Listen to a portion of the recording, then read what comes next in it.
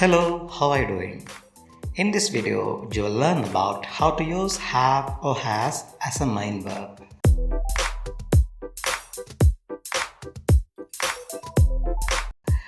Okay, நாங்கள் இப்போது வீடியோவுக்குள் போகலாம். Just look at the pictures. A, B and C என்று 3 pictures இருக்கின்றன. Now, picture A இல் உள்ள boy என்ன சொல்கின்றார் என்று பார்ப்போம். I have a ball. நான் ஒரு ball வைத்திருக்கின்றேன் என்று சொல்கின்றார். நெக்ஸ்ட் பிக்சர் பியில் உள்ள ப்ளூ டிஷர்ட் போட்டிருக்கும் போய் என்ன சொல்கின்றார் என்று பார்ப்போம். He has a ball. அவன் ஒரு போல் வைத்திருக்கின்றான். And in picture C family members என்ன சொல்கின்றார்கள் என்று பார்ப்போம். We have flowers. நாங்கள் பூக்கள் வைத்திருக்கின்றோம். ஓகே, இந்த 3 பிக்சர்ஸ் ஒவ்வொருவரும் என்ன வைத்திருக்கின்றார்கள் என்பதை சொல்லியிருக்கின்றார்கள். இதற்காக அவர்கள் have அல்லது has என்கின்ற வேர்பை பயன்படுத்தி இருக்கின்றார்கள். ஸோ have அல்லது has என்கின்ற வேர்ப் உடைமையை வெளிப்படுத்த, அதாவது அவர்களிடம் சொந்தமாக என்ன இருக்கின்றது என்பதை வெளிப்படுத்த பயன்படுத்தப்பட்டிருக்கின்றது. Again, study the sentences. I have a ball.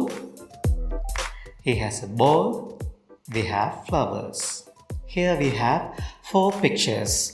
They are A, B, C and D. ஒவ்வொரு பிக்சர்ஸிலும் வேர்ட்ஸ் தரப்பட்டிருக்கின்றன. அவற்றை ரீட் பண்ணுவோம். In picture A, the man, a car. In picture B, the children, the toys. Toys என்று சொன்னால் இங்கு விளையாட்டு பொருட்கள் என்பதை கருதும். In picture C, they, books. In picture D, the dog, a long tail. Tail என்பது இங்கு வாலினை கருதும். ரைட். பிக்சர் ஏயில் அந்த மேனிடம் ஒரு கார் இருக்கின்றது என்று சொல்ல போகின்றோம். The man has a car. Picture பியில் அந்த குழந்தைகளிடம் டாய்ஸ் இருக்கின்றது என்று சொல்ல போகின்றோம். The children have toys. In picture C அவர்களிடம் புக்ஸ் இருக்கின்றது என்று சொல்ல வேண்டும். They have books. In picture D அந்த நாய் ஒரு நீளமான வால் வைத்திருக்கின்றது என்று சொல்ல வேண்டும். The dog has a long tail. Let's study the sentences again.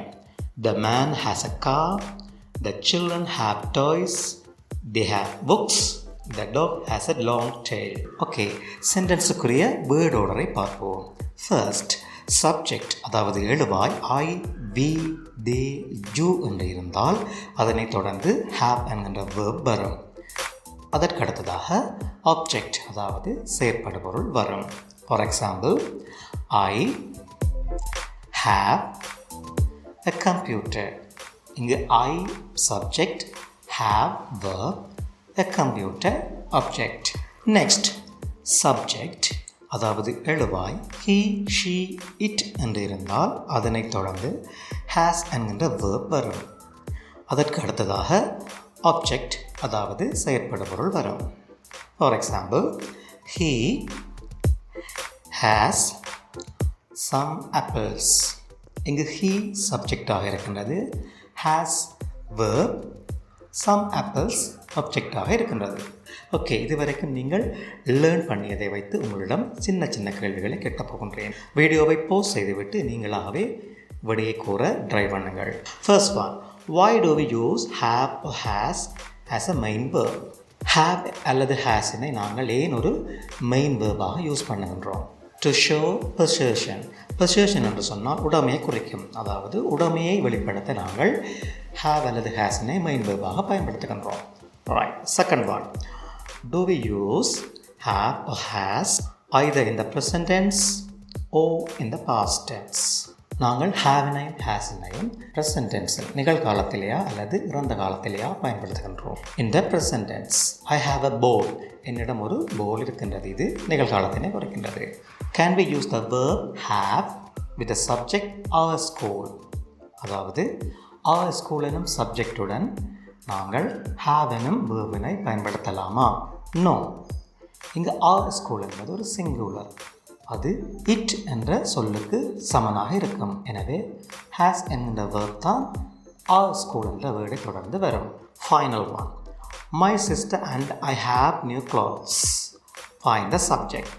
My sister and I have new clothes என்னும் சென்டென்ஸில் சப்ஜெக்டை அதாவது எழுவாயை கண்டுபிடியுங்கள். My sister and I. Right, இதுதான் இங்கு சப்ஜெக்டாக இருக்கின்றது. இங்கே 2 வேர்ட்ஸ்கள் சப்ஜெக்டாக இருக்கின்றன. நானும் எனது சிஸ்டரும். இது வீக்கு சமனாக இருக்கும். ஸோ அதனால் தான் மை சிஸ்டர் அண்ட் ஐ என்ற சப்ஜெக்டுக்கு அடுத்ததாக ஹேவ் எனும் verb பயன்படுத்தப்பட்டிருக்கின்றது. வீடியோவை போஸ் செய்துவிட்டு இந்த எக்ஸசைஸை செய்து பாருங்கள். I'll give the answers later.